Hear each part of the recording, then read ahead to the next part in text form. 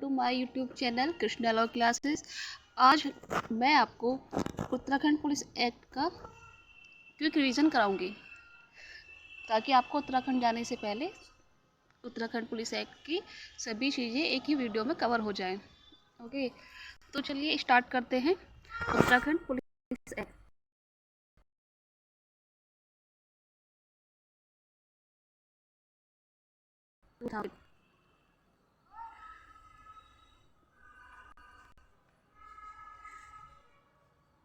इसमें total chapter 11 है और टोटल सेक्शन 88 हैं। ओके, याद रखना इस तरह के क्वेश्चन पूछ लिए जाते हैं। 11 चैप्टर 88 सेक्शंस, ठीक है। और इसको असेंट कब मिली थी गवर्नर की? तो ये मिली थी 2 जनवरी को। और लागू कब हुआ था ये एनफोर्स हुआ था 4 जनवरी 2008। ओके, अब चलते हैं इसके ऑब्जेक्ट। इसका ऑब्जेक्ट क्या है उत्तराखंड पुलिस एक्ट का? तो इसका ऑब्जेक्ट है पुलिस बल का गठन, यानी कि एस्टेब्लिशमेंट, मैनेजमेंट। ओके, और पुलिस के सामने जो भी चुनौतियाँ आती हैं उनसे कैसे उबरा जाए, पुलिस प्रशासन को अधिक विश्वसनीय बनाना ताकि जनता के साथ इनके रिलेशन अच्छे हो सकें और उनकी अकाउंटेबिलिटी सुनिश्चित करना। मतलब कि ये कि उन्हें जवाबदेही बनाना। यदि आपके पास कोई FIR आती है तो आप उसका जवाब दें। पहले इसकी कुछ बेसिक चीज़ें देख लेते हैं। पहले देखते हैं कि जो उत्तराखंड में पुलिस सिस्टम है वो किस प्रकार का पुलिस सिस्टम है। देखिए, उत्तराखंड में 61% एरिया रेवेन्यू सिस्टम है। ओके, और 39 एरिया सिविल पुलिस एरिया है। रेवेन्यू पुलिस एरिया में क्या आता है? नायब तहसीलदार, पटवारी, कानूनगो, ठीक है, और सब तहसीलदार, सब डिविजनल ऑफिसर और कलेक्टर ये वर्क करते हैं रेवेन्यू पुलिस एरिया में। और सिविल पुलिस में सिविल पुलिस होती है और रेलवे पुलिस और स्पेशल पुलिस ये कार्य करती है। कुछ मेन पॉइंट है, जैसे कि पुलिस डिपार्टमेंट किसके अंतर्गत काम करता है? तो ये गृह सचिव के अंतर्गत काम करता है। और ये किसका सब्जेक्ट है? ये स्टेट लिस्ट का सब्जेक्ट है। कुल 29 शब्दों को परिभाषित किया गया कहाँ पर? सेक्शन 2 में। और रूल मेकिंग पावर किसकी है? स्टेट की है। और रेगुलेशन मेकिंग पावर DGP की है। और रिमूवल पावर किसकी है? वो भी स्टेट की है। और उसे किस नाम से जाना जाता है? हेनरी स्टम के नाम से जाना जाता है। और इसका इफेक्ट कैसा रहेगा? प्रोस्पेक्टिव इफेक्ट, मतलब इससे पहले जो भी कार्रवाइयाँ सब हो चुकी थी या पेंडिंग थी वो एज इट ऐसे ही रहेंगी, उनमें कोई भी परिवर्तन नहीं किया जाएगा। अब चलते हैं चैप्टर्स की तरफ। चैप्टर 1 जो बात करता है प्रिलिमिनरी की, यानी प्रारंभिक, जो सेक्शन 1 से 2 तक है। सेक्शन 1 में क्या है? शॉर्ट नेम, टाइटल, एक्सटेंट, ये सब है। शॉर्ट नेम तो इसका क्या है वो हम देख ही चुके हैं ऊपर, उत्तराखंड पुलिस एक्ट 2007। और इसका एक्सटेंट कहाँ पर है? होल उत्तराखंड पर एक्सेप्ट रेवेन्यू एरिया। ओके, और कमेंसमेंट हमने देख लिया था, कब हुआ था? 4 जनवरी 2008। सेक्शन 2 में डेफिनेशन है, वो हम लास्ट में कवर करेंगे। अब देख लेते हैं चैप्टर 2 जो बात करता है ऑर्गेनाइजेशन ऑफ पुलिस सिस्टम, यानी पुलिस बल का गठन। तो राज्य के लिए एक पुलिस बल होगा, ये कहा गया है सेक्शन 3 में। और पुलिस बल को ऐसे पद, सदस्य तथा ऐसे संगठन होंगे जो साधारण और विशेष आदेश द्वारा राज्य सरकार विहित करे।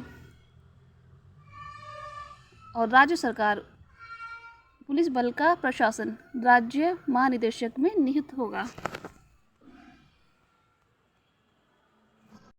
अकॉर्डिंग टू सेक्शन 3 राज्य के लिए एक पुलिस बल होगा।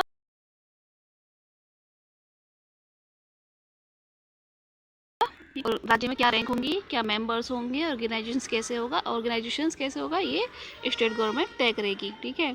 और इसमें प्रशासन किसका होगा? एडमिनिस्ट्रेशन ऑफ पुलिस DGP में निहित होगा। और डिस्ट्रिक्ट में किसका होगा?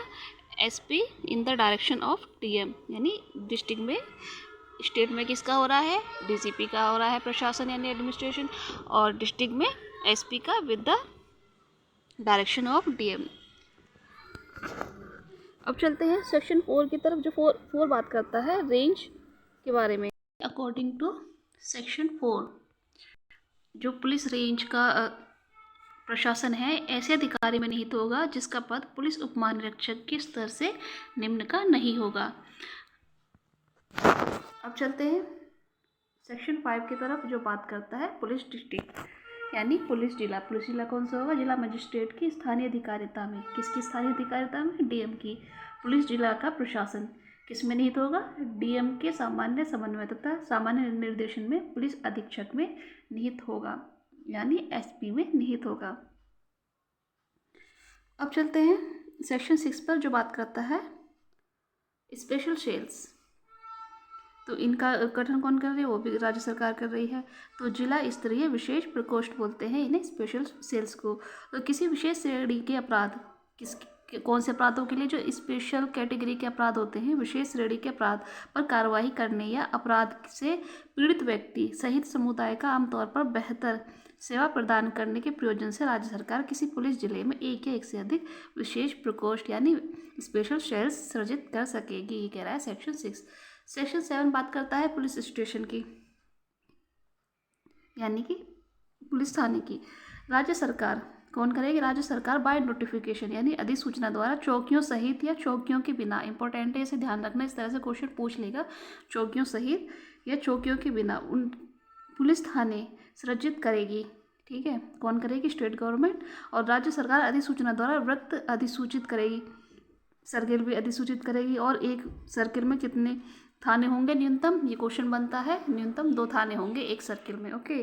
और थाने का प्रधान प्रभारी अधिकारी होगा जिसका पद पुलिस उप महानिरीक्षक के स्तर से निम्न का नहीं होगा। जो थाने का प्रधान प्रभारी अधिकारी होगा उसका पद किससे नीचे का नहीं होगा? पुलिस उप महानिरीक्षक के स्तर से।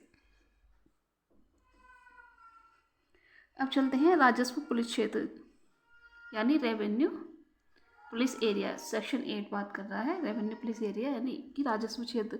राजस्व क्षेत्र हम पीछे देख चुके थे, कितना है? 63% पार्ट राजस्व पुलिस एरिया है। तो अकॉर्डिंग टू सेक्शन 8 राजस्व पुलिस प्रणाली के अधीन किसी जिले का ऐसा क्षेत्र होगा जिसे समय समय पर सरकार द्वारा अवधारित किया जाए। कौन सा होगा? जो सरकार नोटिफाइड करे वही राजस्व क्षेत्र होगा। सेक्शन 9 पर चलते हैं, इंपॉर्टेंट है सेक्शन 9, रेलवे पुलिस यानी रेलवे पुलिस। इस अधिनियम में किसी बात के होते भी राज्य सरकार, अब तक कौन कर रहा? राज्य सरकार ही कर रही है, राजपत्र में बाय नोटिफिकेशन। ओके। राज्य में ऐसे रेल क्षेत्रों को सम्मिलित करते हुए जैसे वह ठीक समझे विनिर्दिष्ट किए जाएं पुलिस अधीक्षक के अधीन। किसके? एसआई के अधीन। एक या एक से अधिक रेलवे जिले सृजित कर सकेगी। कौन कर रही है? राज्य सरकार कर रही है। एक या अधिक बाय नोटिफिकेशन पुलिस अधीक्षक के अधीन एक या अधिक पुलिस जिले सृजित कर सकेगी। कहाँ पर? Railway police. राज्य सरकार अधिसूचना द्वारा एक रेलवे पुलिस के किसी जिले को सहायक उप पुलिस अधीक्षक के स्तर के अधिकारी के अधीन एक या एक से अधिक व्रतों में भी विभाजित कर सकेगी। मतलब एक या एक से अधिक सर्किल में विभाजित कर सकेगी किसे? रेलवे पुलिस जिले को। ठीक है। और जिसका पद इस राज्य सरकार अधिसूचना द्वारा किसी ऐसे रेलवे पुलिस जिले में एक अधिकारी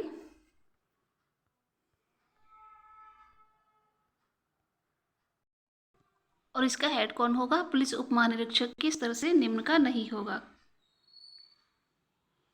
अब चलते हैं सेक्शन 10 की तरफ, जो बात करता है राज्य अपराध अन्वेषण विभाग। सेक्शन 10 बात कर रहा है एसआईटी यानी सिट की, यानी स्टेट इन्वेस्टिगेशन डिपार्टमेंट। तो कौन कर रहा है इसका गठन? राज्य सरकार साधारण आदेश द्वारा अधिसूचना की संग्रह समाकलन अधिसूचना द्वारा ऐसे विभाग सृजित कर सके। स्टेट इन्वेस्टिगेशन राज्य अपराध अन्वेषण विभाग के बारे में। तो अकॉर्डिंग टू सेक्शन 11 इसे बोलते हैं अथवा विशेष आदेश द्वारा निर्दिष्ट अपराधों के अन्वेषण हेतु जैसे पुलिस उप महानिरीक्षक और राज्य सरकार द्वारा निर्देश दिया जाए। किसके द्वारा? पुलिस उप महानिदेशक यानी डीजीपी द्वारा या राज्य सरकार द्वारा निर्देश दिया जाए अपराध अन्वेषण विभाग सृजित कर सकेगी, यानी क्राइम इन्वेस्टिगेशन डिपार्टमेंट। अब चलते हैं सेक्शन 12 की तरफ, जो बात करता है विशेष पुलिस इकाइयाँ, विशिष्ट यानी स्पेशल पुलिस यूनिट। तो इसे भी कौन कर रहा है? राज्य सरकार ही कर रही है। बिल्कुल कुछ भी याद करने की जरूरत नहीं, सिर्फ राज्य सरकार कर रही है अब तक। राज्य सरकार विशेष या साधारण आदेश द्वारा विशिष्ट पुलिस बल का निर्माण, संख्या, कृत्य, उत्तरदायित्व भी निर्धारित कर सकेगी। और विशिष्ट पुलिस बल से ऐसा प्रशासनिक ढांचा और पदानुक्रम होगा जैसा विहित किया जाए। विशिष्ट पुलिस बल के कर्तव्य, उत्तरदायित्व, शक्तियाँ और विशेष अधिकार ऐसे होंगे जो राज्य सरकार द्वारा विहित किए जाए। और राज्य सरकार साधारण अथवा विशेष आदेश द्वारा ऐसे विशिष्ट पुलिस बल का भंग कर सकती है तो वह युक्तिसंगत बना सकती है। वो ऐसे बना भी सकती है और उसको भंग भी कर सकती है, या जैसे वो समझे युक्तिसंगत कर सकती है। सेक्शन 13 बात कर रहा है जिला सशस्त्र रिजर्व एवं राजस्व पुलिस बटालियन, यानी विधि के प्रवर्तन और व्यवस्था बनाए रखने ऐसी परिस्थितियों में जब शांति के भंग होने की संभावना हो और आपदा प्रबंधन कार्यों, बंदियों के अनुरक्षकों या ऐसे अन्य कर्तव्यों के पालन में जिनके लिए विशेष शस्त्र या रणनीति में कुशल या सशस्त्र पुलिस की उपस्थिति आवश्यक हो, सिविल पुलिस की सहायता के लिए राज्य सरकार समुचित मानव शक्ति सहित प्रत्येक पुलिस जिले के लिए सशस्त्र रिजर्व पुलिस बल के रूप में और राज्य के लिए समुचित संख्या में सशस्त्र पुलिस बटालियन के रूप में सशस्त्र पुलिस इकाइयाँ या विशेष सशस्त्र पुलिस इकाइयाँ सृजित करेगी। और ऐसे रिजर्व बटालियनों का गठन, प्रशिक्षण, तैनाती तथा प्रशासन इस अधिनियम के अधीन बनाए गए नियमों के अनुसार होगा। सीधे सीधे आर्म फोर्स के बारे में बात कर रहा है सेक्शन 13, इतना याद रखना। सेक्शन 14 बात करता है विशेष पुलिस अधिकारी यानी special police officers. Important section है तो ध्यान दीजिएगा। तो इस निमित्त विहित नियमों के अधीन रहते हुए विशेष परिस्थितियों में विशेष पुलिस अधिकारी जिला मजिस्ट्रेट के परामर्श से पुलिस अधीक्षक द्वारा नियुक्त किए जाएंगे। यहाँ ये इंपॉर्टेंट है, ध्यान देने योग्य बात है। सेक्शन 14 में कौन कर रहा है?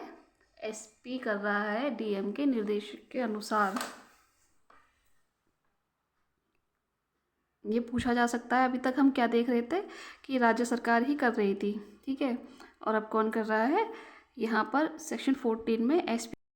सेक्शन 15 में ज़्यादा याद रखने वाली बात कुछ नहीं है, ये सिर्फ जो पुलिस ऑफिसर हैं उनके लिए ट्रेनिंग इंस्टीट्यूट की स्थापना कर रही है। कौन कर रही है? राज्य सरकार कर रही है। कि कैसे, कहाँ, किस तरह से ट्रेनिंग होगी, ये राज्य सरकार निर्धारित कर रही है। और सेक्शन 16 बात कर रहा है पुलिस अनुसंधान एवं विकास ब्यूरो।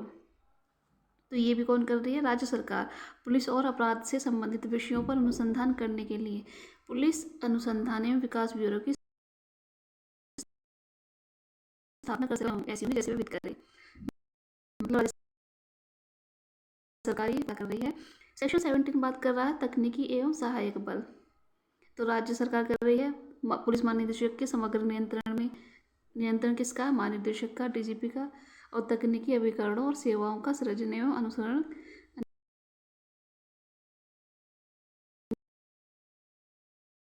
कर सकते। सेक्शन 18 बात कर रहा है लीगल एडवाइजर। तो राज्य सरकार विधिक एवं वित्तीय मामलों के लिए पुलिस डीजीपी की यानी और कौन से मामले उसे परामर्श देने के लिए वित्तीय नियंत्रक, फाइनेंस कंट्रोल 18